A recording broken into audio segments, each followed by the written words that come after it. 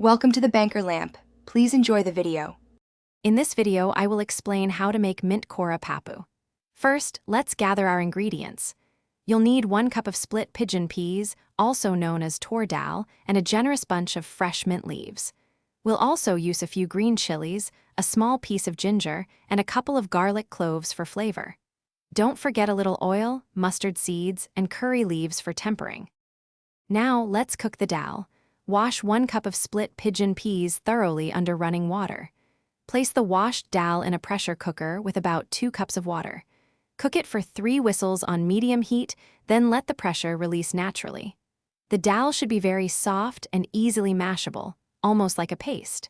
This ensures a smooth texture for our pappu. Next, we'll prepare the star of the dish, the mint paste.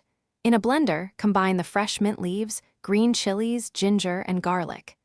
Add a splash of water and blend until you have a smooth, vibrant green paste. In a separate pan, heat 2 tablespoons of oil. Once hot, add mustard seeds and curry leaves, letting them splutter before adding the mint paste. Finally, let's bring it all together. Add the cooked and mashed dal to the pan with the sautéed mint paste.